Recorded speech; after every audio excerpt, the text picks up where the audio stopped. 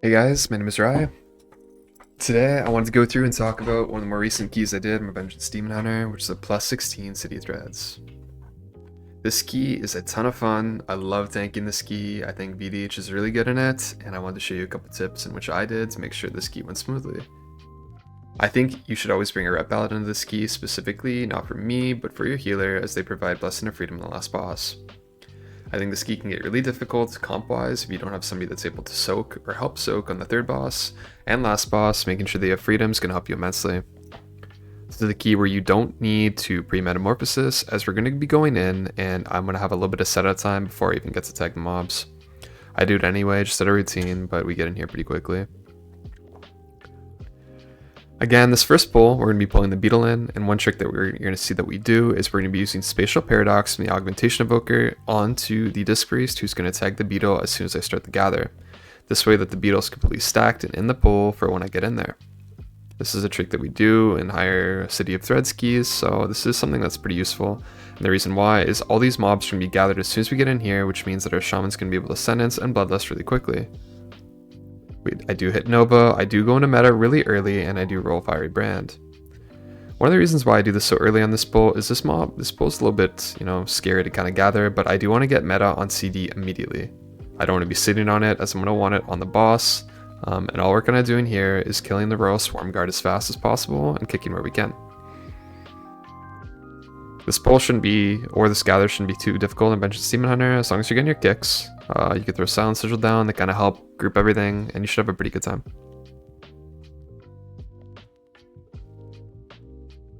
We did almost time this key on 17 right before this. It was kind of sad. We lost on the last boss, and our shaman died just as we put Press Bloodlust, but I think we get it next time. So, as we do this in 16, I'm going to go over some of my pain points, some of the really easy pulls, and some of my decisions that I make personally to help this dungeon go easier. This first boss ends up being a little bit of a circus, as, I get hit by a couple orbs as their DPS are running around, but it's okay. I do manage to live, and I think this first boss probably is the single best VDH boss this season. You pretty much don't need any externals in this boss if you play it properly, and it should be really, really easy to handle, even on 16, 17. I did, for fun the other night, do a 19 City of Threads on my Vengeance Demon Hunter just to see if we could kill the first boss, and we did manage to do it. It was kind of more like a brain rot thing where, I wanted to get in here and practice a little bit on, how I could limit test in my VDH. So, yeah. Again, as I go into this pull, I make sure I Fiery Brand really, really early. I'm rotating Feldev, and as you can see, I pull in all the beetles really early. I'm unable to see my DPS there, kind of behind all the beetles, and I do get hit by that orb, but it's okay as I am in Feldev, luckily. Again, this pull shouldn't be too scary, but one thing you'll see that I did do is I brought in all the beetles.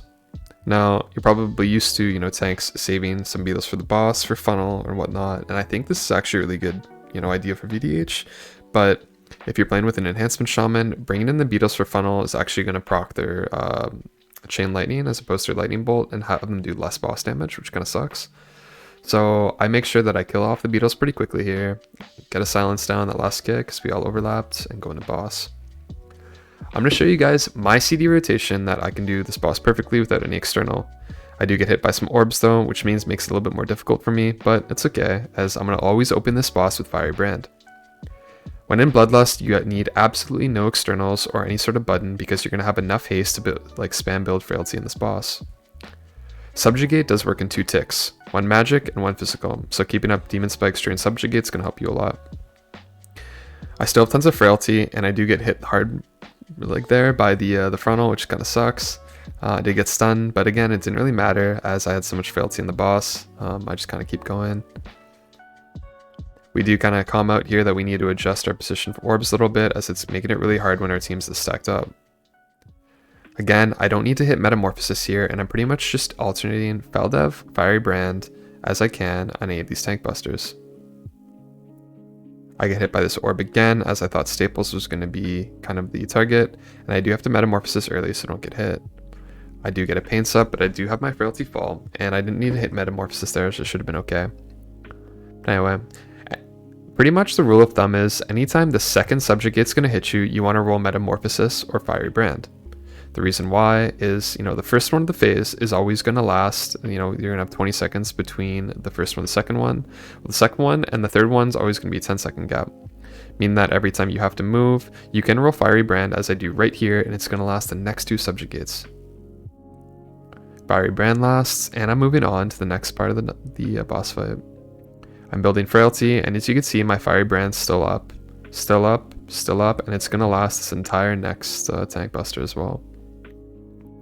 Again, whenever I have Fiery Brand up or I have Faldev, I need no sort of help or external in this fight.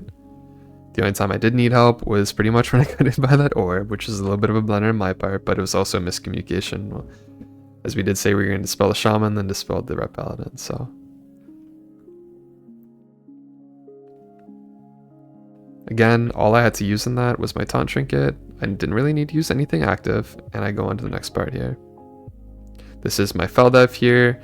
My Paladin gets a little antsy and he sacks me, even though, I don't really need it, but that's okay. My health didn't really move, even in Feldev, just because of how Frailty works in this boss.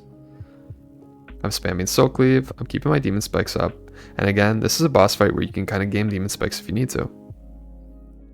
I hit my Fiery Brand as it's the second subjugate of the phase, which means that my Fiery Brand again is going to last over the next phase.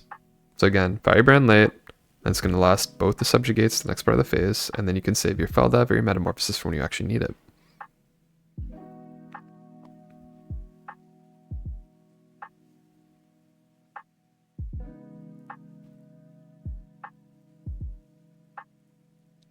I really like this kind of taunt trinket that I picked up. It's on a 1-minute CD. Whenever you taunt a mob, you get a small shield. It is good for some tank busters where you're dry. I think there are better trinkets. I think that Scarab trinket's probably better from the raid, but I don't raid and I don't really care to go in the raid, so I'm just kind of working with what I have. I do kind of get hit by an invisible swirly here, which is kind of unlucky, but we're okay, as we were in Feldev. Didn't manage to die. On these backs, there's not really too much to talk about from a tank perspective. I do rip Brand and Meta pretty frequently here off cooldown, and that's just because I want to do as much damage as I can. In these packs, as kind of you move on in the maze and the mob density kind of increases, you're going to be fighting more Marauders with the Eye of the Queen, and as well like the Caster. If you do get really unlucky, you can kind of enter into a bad queue of getting a bunch of brutal slams, but it shouldn't be too bad, and I wouldn't really need to worry too much on Demon Hunter, as your self-sustain's pretty good in these pulls. You can't really do too much to help your team, and you can't really do too much to kind of, counteract some of these abilities. You do have Darkness, but unless your healer calls for it, you can just hit it off CD or save it until kind of a panic moment.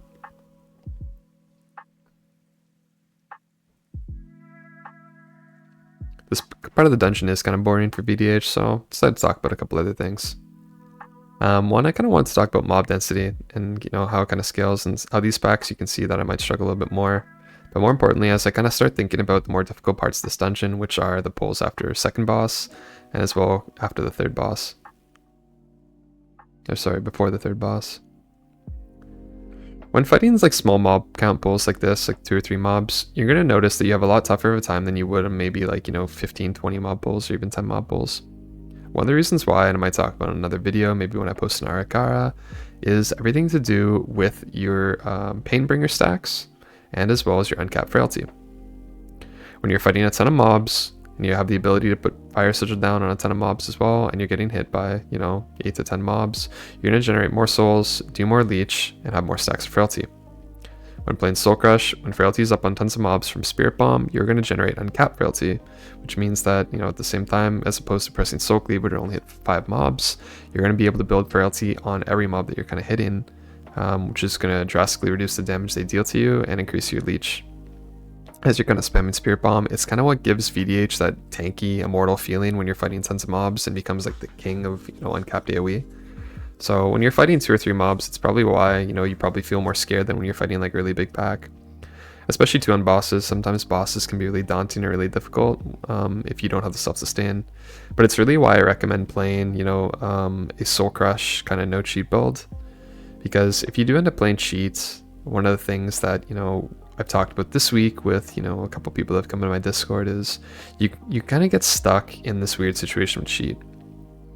When you're choosing your VDH talents, cheat is really only good once every 8 minutes, and it's if you make a mistake.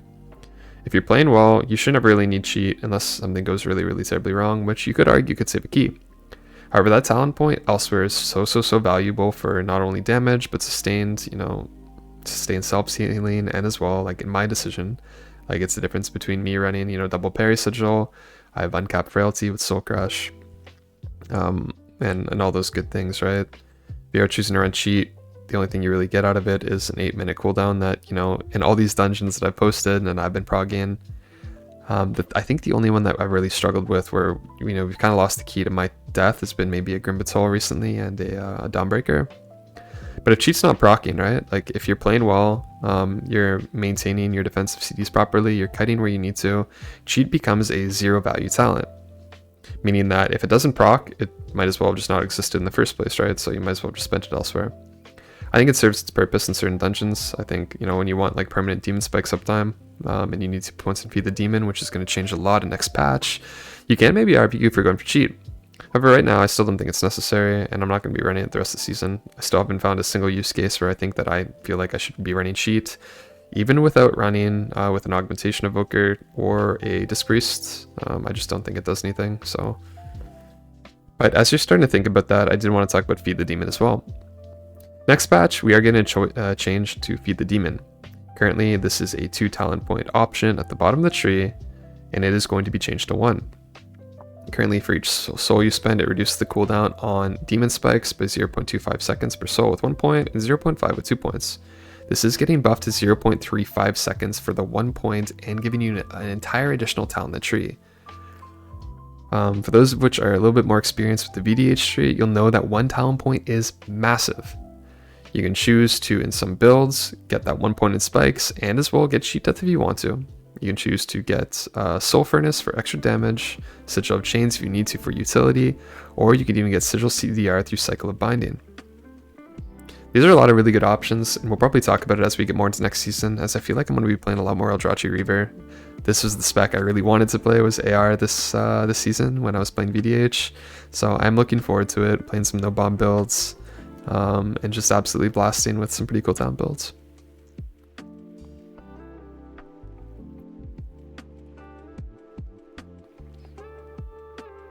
We're really fast in this key, and we don't even bloodlust stop. This, again, we just came out of almost timing the 17, so the 16 ends up going by pretty quick. And we don't end up having less than this pull, so we do decide to save it for the Courtyard. My AUG does have 40 stacks, we do have a sentence coming up for 20 seconds, and we're going to be getting through this boss pretty quickly. I'm going to show you 2 tricks in this boss to make it a lot easier for you on Vengeance Demon Hunter, and one of them is branding on pull. If you brand on pull here, you have 2 options. For the very first Rime Dagger of the fight, which is the deadliest part for the tank in the entire fight, you're not going to have anything available. But because this is the very beginning of the fight, I do want to use meta and brand because the rest of the timing outside of the very first Rime Dagger is excellent. That means is I front load all my damage here and try to do as much as possible, spamming Spirit Bomb, putting my Demon Surge procs out.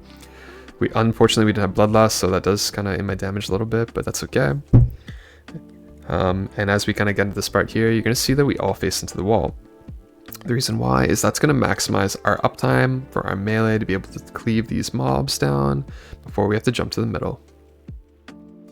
I do leap into the middle here, and again, right now, all I'm trying to do is build up some frailty. This first Rime Dagger, because I decide to Fiery Brand on pull, is the dangerous part of the entire fight for me, and I call for a Pain Sup and drop Darkness. Again, I don't have a lot of frailty as we just left Bloodlust and I didn't really have much going on, but now for the second Rime Dagger, I'm going to have Fiery Brand back, and that's the benefit of Fiery Brand on pull. Now for every single consecutive tank buster in the fight, I'm going to have Fiery Brand or Metamorphosis or both. So again, first Rime Dagger, if you do it this way, very scary. You can Feldev it if you need to. I would call for an external or just start Darkness and you should be fine with any of those things. You can see I had Health Pot available. If you decide to hold Firebrand, you might lose an entire use, and it might desync you a little bit, but that's okay. It is completely a viable option to just hold Fiery Brand for the 45 seconds, 50 seconds or so, but you will lose use in this fight, which means less damage, less DR, and your cadence might get messed up a little bit. There's nothing else really too important about this fight. I would suggest that anytime that the mob runs away, you make sure that you spend as much time as possible quickly getting them stacked back up. This is the scary part of the fight for the healer when the boss is randomly throwing daggers. So keep the bosses stacked when you can. Again, don't commit Fiery Brand or meta outside the tank buster phase, and you're gonna have a good time. This is a fight where you want to only use Metamorphosis once, maybe twice, and definitely not a third time. I think I do use it twice in the ski level, and the reason why is because I use it almost off CD right here for this next Rhyme Dagger, and then I want it up with the pack after this. You can see now that the Rhyme Dagger is coming out in 7, 6, 5, and I start rolling my Fiery Brand and my meta. As I was talking about at the start of this fight, if you do it this way, your CDs are lined up perfectly for this tank buster phase, and you're gonna have a really, really easy time. You can see my health almost doesn't move, and I'm putting my sigils down, spamming Soul Cleave for Frailty, and I'm at 100% health this entire time. I do have my tank trinket available too, right next to my kicks, as you can see trinket ready. This is something that I was, mentally tracking before, just because I was using it. Obviously, I don't taunt bosses more than once a minute, but it's a little bit nicer, as I know I have a little bit of a backup plan here in case I need a little bit of a buffer. At this point now, the boss is at 20%, we have Bloodlust available for next pull, and I don't need to commit anything like Fiery Brand or Metamorphosis. My goal is to beat the next Rhyme Dagger. However, if we don't, I'm going to need to commit something. At this point, I would never ever commit Metamorphosis again if you are sitting on it. I would commit Fiery Brand if I needed to, but that's pretty much the exception.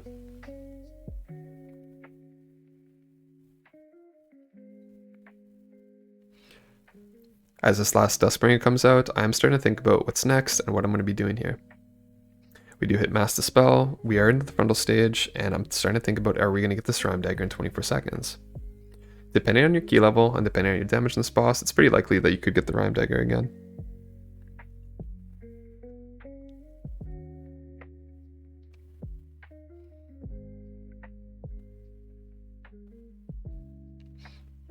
Rhyme Dagger's coming out in 4 seconds, 3 seconds, 2 seconds, and the boss is dead. Alright, so this is the part where I think is actually the scariest part of the entire Dungeons for Vengeance Demon Hunter. Sorry, the entire dungeon. And this is the first pull after the second boss. You're going to see I do a quad pull here, but I do it the non-traditional way, as I do it a little bit differently in my prop alley. I cage, I meld, and I get everything situated here. I drop a sigil on the right, I throw glaive the middle, I throw glaive the left, and I get into this corner right here. As soon as I'm up here, I wait for everything to get together, I drop a Nova, and I start rolling my Fiery Brand. Right now is the scariest part of the entire pull for me, and in 2 seconds, once my Fiery Brand starts to spread, I enter into meta. I pretty much front load everything on this pack as I want to get into meta before pulling the conscripts on the right. The conscripts are what's really deadly on this pack, and you should be rolling spikes in meta as much as possible. The reason why is you're going to get the brutal jab on you, and at some point when meta falls, you're going to be very, very, very weak. If you need to break up this pack a little bit, or spend some time grouping it, that's completely okay too. As you'll notice that once I'm out of Feldev and out of meta and out of brand, I'm completely out. I do call for a paint up on the gather at the very end of the pull, and now I'm just kind of chilling, waiting to go on to the next pull. Again, this is a pull we wouldn't normally have Bloodlust on, and it gets a little bit harder when you don't lust. Be prepared, be ready to kite this pull, be prepared to be ready to run, and be ready to use your CC. I would not recommend doing all 4 of these pulls at once unless you practiced it. It's very, very hard for VDH to get gathered, and you might need some help with kicks and pushes getting grouped in. The second pull is a little bit easier, and it's a recovery pull, but again, you're going to have brutal jabs, and you're going to have a tough time being able to sustain yourself forever in this pull. Even though this is 8 mobs, you can get queued up with some pretty bad melees, so I would suggest when getting grouped, do one of the things I always recommend. Go into the pack, Fiery Sigil, Feldev, and then roll Fiery Brand. Once this Fiery Brand is out, I would start using things like your CC and calling for an external if needed. I personally think I'm okay here. Our priest drops a dome because sheerly for the fact that we start running out of kicks and we're getting tons of knife throws on us. As you can see, our party health there is dropping really, really low. And again, this is a hard pull already if, even if you have a prop paladin, so you don't have any offensive abilities here and you're kind of just chatting around.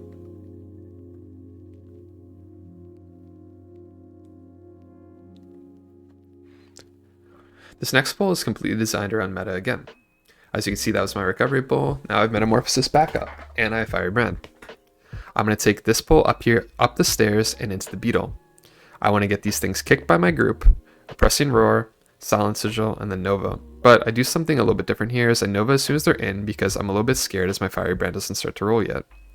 I do think I should have waited to Fiery Brand a second. I do think it's a mistake that I tagged the beetle with Fiery Brand. I think I lose some uptime and some value as well as some damage. As the mobs are in, I hit Silent Sigil, and now we're just back to kicking the mobs. Again, I'm pulling all this into the beetle right now because I have meta and I brand.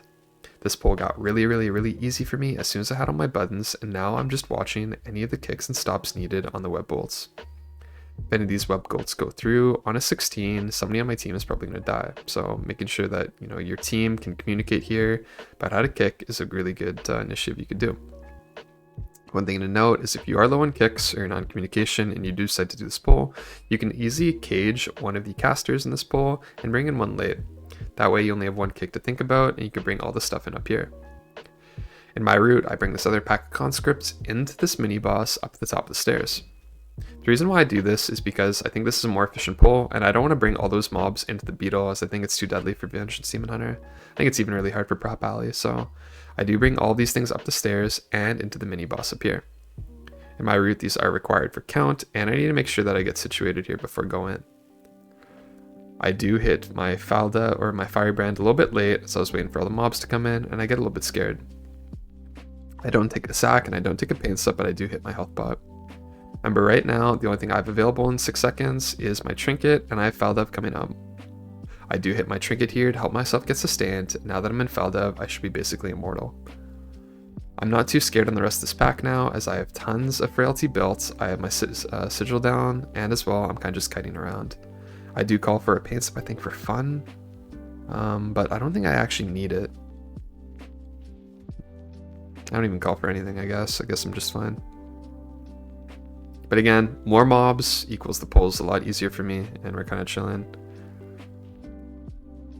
I Nova, I Parry Sigil, and I Silent Sigil these things in. I need 3 of these Unnaturalers in my route for this boss, but one of the things my Og didn't communicate with me is that he's going to go pull them and that we're all going to max range. But that's okay. We're going to pull these into the boss, which gives a little bit of funnel for me, a little bit extra, Painbringer, Frailty, a little bit extra self-sustain for while they're alive, but that's pretty much it. On this boss, I do brand on pull, and you're going to enter into a similar problem with branding on pulls as the second boss here. You're going to have one point in the entire fight where you feel like you don't have coverage, and then the rest of it's going to be really good. In our composition, I'm marked as the first soak for the orbs before the Dark Pulse. Means that I'm going to be holding Metamorphosis for the first set of orbs and be popping it right away, leeching myself up and doing as much as I can to soak orbs during the first phase. In this composition, we don't have a way in which we can completely immune orbs like you could with a Death Knight, a Rogue, a Mage, or some other classes like maybe a Hunter with Turtle. But again, I'm soaking as many orbs as I possibly can here. I'm in Metamorphosis, I'm going to be able to leech myself up through the Dark Balls. I do get a little bit scared as this smash out of this phase is going to be the scariest for me. I do hit Fiery Brand, but I hit it a second late due to latency, and that was where I was most scared the entire fight. My Fiery Brand should last now for the next Oozing Smash in 2 seconds, and I should be completely okay. There's the Oozing Smash, my Fiery Brand's up, and I take almost no damage.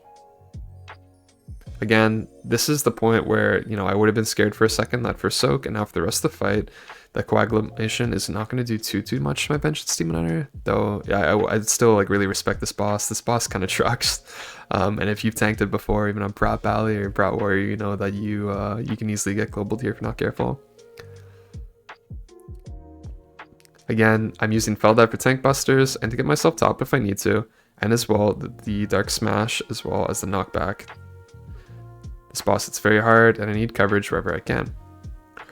On this set, we have kind of assigned our Rep Paladin to do all the soaking, which means he's going to be running around the room, soaking orbs where he can, and we're pretty much going to have a get out of jail free card here. I do hit Darkness and Barrier, and we have a really high Darkness roll, I think, and our team's really cozy through this, and I do hit Brand. Hitting Brand here means that I take no damage in the Dark Pulse, and for this next stomp, I think I am going to call for Sack or Pain Sub, I can't remember which one. But basically at the very end of the Vicious Darkness, if you take an external right at the end of the Darkness cast, It can last into this Dark Smash as well. But because I did have brand rolling for most of it, I am completely okay. And now in this next part, we're just group soaking before the boss is dead. On the 17 we tried, this next soak would be my meta soak, meaning that I'd go into Metamorphosis again, I'd go around the room, I'd collect as many as I could with meta, and we go back to hitting the boss. Again, you are not immortal like you would be on this boss in Metamorphosis, as if you had like a bubble immune or a soak. So even when you're hitting meta, make sure that you respect this boss as much as possible. I do start rolling Fiery Brand here before my meta goes, I think. So there's my brand, and I start going around the room and collecting orbs. Again, when I have brand in meta, this does mean that I'm going to be sustaining myself a ton with leech, and I'm going to be able to heal myself. So you can see I'm just going to be hitting Spirit Bomb here. I'm standing in the dark puddles in the ground, and I'm okay because I'm leech to full. I don't like the ski level personally because my timings are all out of whack. Not having meta on this next pull is kind of annoying for threats, and I wouldn't say too scary, but a little annoying. I do bring these 3 ads in here, and as part of my route, this is the only count I need left other than the beetle and the last boss.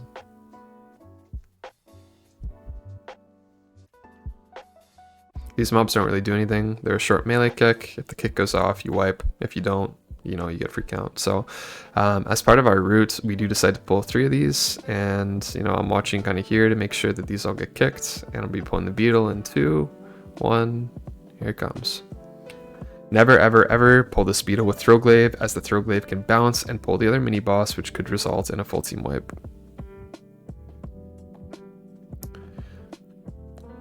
I'd recommend for the Tremor Slams, making sure that you know you have your own defensive kind of running as well.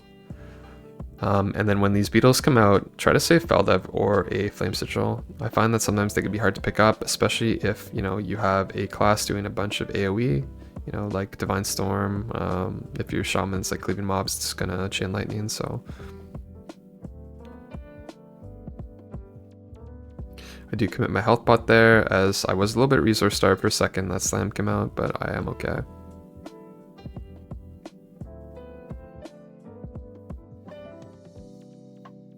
Again, I am thinking about if I want to meta here. I can if I want to in 10 seconds, but you know, it doesn't really matter too much. I do commit Dark and Barrier again, and I think we're more than immortal here. We don't really take any damage. Dark is ticking, and my team's just kind of full health, so. Again, I drop my Parry Sigil. My Shaman does get a little bit of threat, but should be okay.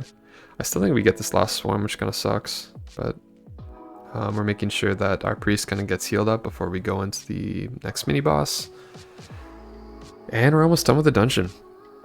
I would say this last boss has 2 little tricks on Demon Hunter that I can talk about, but it's not too much on you. It's really just a healer check. And if you watched maybe my preservation COD video where I did 17, you'll see that the amount of replanning that goes into healing that fight can be kind of cumbersome. This is a big execution fight, and as tank, you have a couple responsibilities. I think there's no specific defensive rotation, but the one trick that I'm going to tell you, which is going to make people upset, is you absolutely do not want to brand unpull, and you have to hold Fiery Brand for an entire 55 seconds on this boss fight. The reason why is there's absolutely no reason to, you know, spend Fiery Brand for damage when you need it for the first tank buster, which happens less than a minute into the fight. At the start of the season, I was playing with a Vengeance Demon Hunter who would always fall over to the first tank buster and not call for anything because he would hit brand unpull. Unless you're running a Down in Flames build in which you're running 2 charges of Fiery Brand, then that might be a little bit different, but if you are running 1 charge in here, you're going to have a really tough time if you Fiery Brand and pull. This entire fight is magic damage with Splice, and as well as the execution tank buster, so I would recommend saving Metamorphosis and Fiery Brand or a Feldev for the tank busters in this fight. You should never really need an external, but I'll kind of walk you through what I do for each of these. Again, the boss is going to be pulled here, and we're going to be lusting on our second set of 2s. The reason why is our healer wanted a little bit sustain for later on in the boss fight, and we're going to kind of be chilling right now as we're in cooldowns and Ascendance. As you can see by my buttons, I'm rotating my sigils, and I'm holding Fiery Brand.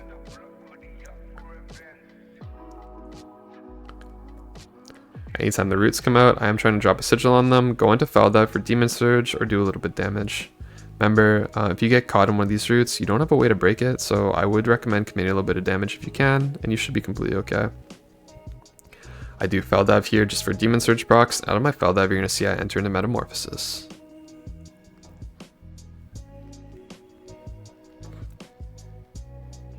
These beetles can also be kind of annoying to pick up, but what I end up doing here is just using a Sigil of Doom or Sigil of Sprite and trying to pick them up. I do turn around and go behind the boss. I start rolling my Fiery Brand early as it lasts for the entire tank buster, and I'm dropping my sigils, and if I need to, just spamming Fracture and Spirit Bomb. Again, I would really recommend saving your Fiery Brand for this part of the fight, as now you're going to have it lined up perfectly for every single tank buster on the fight. Using it on pull, you will be in a situation where you'll fall behind, you won't have it for the first one, and then if you use it in awkward time, it might not be up for the second one either. It's the only dangerous tank damage on the fight as Vengeance Demon Hunter, especially because you can just, you know, soak leave yourself back to full on this boss. It's all magic damage, so I would recommend doing this. Again, I'm dropping sigils where I can to help pick up these beetles and just Spirit Bomb in. These also help me with my sustainability and my frailty, so I'm kind of just hanging out right now. I drop a parry sigil on the roots, and again, ideally in a perfect world, I have Fel Dive there to be able to Demon Surge the roots. I barely get to dodge that ball. I enter into a Fiery Brand here, I enter into Fel Dive, and I'm building some frailty in the boss, spamming Spirit Bomb and spamming Soul Cleave. As you can see, my health doesn't drop that low just because I have Fiery Brand up. Now, if you look at my timer, you can see that my next process of elimination is in 45 seconds, my Fiery Brand is up in 43. Meaning that because I didn't delay it there, I should have it up for the next tank buster as well. Metamorphosis is up in 23 seconds, where now I'm Bloodlust, and I'm going to be immortal for the duration of this fight. I do drop a parry sigil on all the bugs to make sure I get some threats, however I seem to miss, so I hit my Sigil of Sprite to make sure I get a little bit more threat. On this next set of roots, we are in Bloodlust, so I'm not too worried about breaking them, but I do have Fel Dive just for fun, and I think I am going to hit it here just to use my Demon Surge procs to break these roots out. 1 and 2. Remember, this process elimination now is going to be cast in 2 seconds. I'm going to be hitting my Fiery Brand immediately, going behind the boss, putting a sigil down for Demon Muzzle, entering into meta, and my health's not going to move here.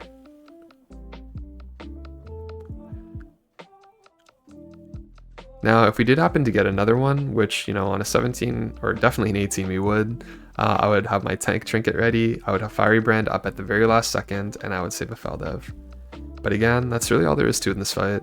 I don't think it's too difficult, but make sure that you're saving some damage for roots, make sure that you're not Fiery Branding on pull, and make sure that you're giving yourself enough distance where, you know, you're not Fel Blading back into the boss, killing your melee with the process of elimination, and, you know, building some frailty where you can. Be liberal about moving around the room, and, you know, I didn't end up using Darkness in this fight because my healer just told me to save it in case something bad happened, but you can use it if you need to. Again, this is a pretty fun dungeon. I think like one of the more enjoyable tank keys, I think, from like a boss perspective. I think the trash is pretty easy, but the bosses are kind of fun, so I think this one was a fun one to learn. This is obviously wasn't scored from a VDH, I got 1 point out of it, but hopefully we get 17 this week, and hopefully that'll be a good video to put up. But until then, thanks for all the support. Thanks for tuning in. I know I have a couple more requests, but this was the first one I got asked, so hopefully next up we have a Siege of Borealis video. If you have any questions or comments, feel free to drop a comment in my Discord or in the comments, and I'll try my best to get back to them as soon as I can. Thanks again, and I'll catch you guys in the next one.